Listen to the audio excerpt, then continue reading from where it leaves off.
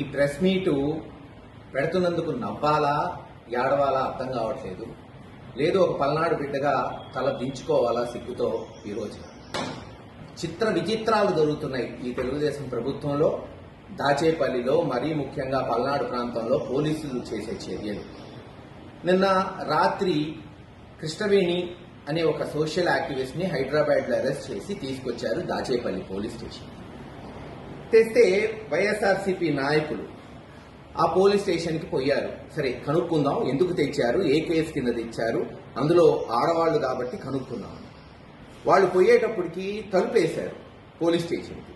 ఇదేందబ్బా police స్టేషన్కి తలుపులు వేయటం ఏంటని వాళ్ళు చూస్తే పోలీస్ స్టేషన్కి తాళం వేసి ఆ తాళం కూడా బేడీలతో సహా, అంటే పోలీస్ స్టేషన్నే బేడీలతో లాక్ చేశారు దాచేపల్లి పోలీసులు.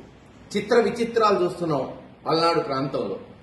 ఎక్కడన్నా ముద్దాయిలకి బేడీలేసి కోర్టుకు తీసుకెళ్లారు, శిక్ష పడినప్పుడు ముద్దాయిలకి బేడీలేయటం విన్నాం కానీ పోలీసులే వాళ్ళ పోలీస్ స్టేషన్కే బేడీలేశారనేది బహుశా చరిత్రలో ఈ దేశంలో మొట్టమొదటిసారి వింటున్నాం, చూస్తున్నాం.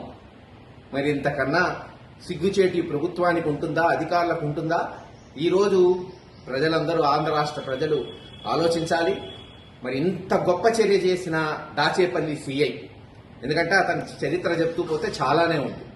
మొన్న జగన్మోహన్ రెడ్డి గారి దృష్టికి కూడా తీసుకెళ్లాం. రేపు వైఎస్ఆర్సీపీ ప్రభుత్వం వచ్చిన తర్వాత అతని మీద అన్ని ఎంక్వైరీలు ఉంటాయి. ఇప్పటికే ఆ సిఐ దాదాపు 4, 5, 6 వైఎస్ఆర్సీపీ నాయకుల కార్యకర్తల్ని కొట్టడం జరిగింది. హైకోర్టులో అతని మీద కేసులు వేసి ఉంచాం. ఇంకా కొన్ని ఊర్లో అయితే తంగేళ్ళ లాంటి ఊర్లో పిలిపించి 30-40 లక్షలు కావాలని డిమాండ్ చేయటం, అనేక కేసులు అతని మీద, అనేక ఆరోపణలు. ఇప్పుడు విచిత్రం ఏంటంటే సొంత స్టేషన్కి బేడీలేసి లాక్ చేశాడు. ఇటువంటి గొప్ప చర్య చేసినందుకు నేనైతే ఇటువంటి గొప్ప చర్య దేశంలో, రాష్ట్రంలో ఏ సీఐ చేయనటువంటి చర్య, తన సొంత పోలీస్ స్టేషన్లే బేడీలేసి లాక్ చేసి ఎవరిని రానినందుకు ఇతనికి ఖచ్చితంగా రేపు ఇండిపెండెన్స్ డేకి అవార్డు ఇవ్వాలి.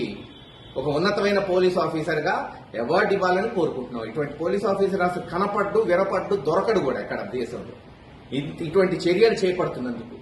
పైగా అంటాడు వైఎస్ఆర్సీపీ నాయకులు పోలీస్ స్టేషన్కి రాకూడదు. అంటే ఎందుకు రాకూడదు?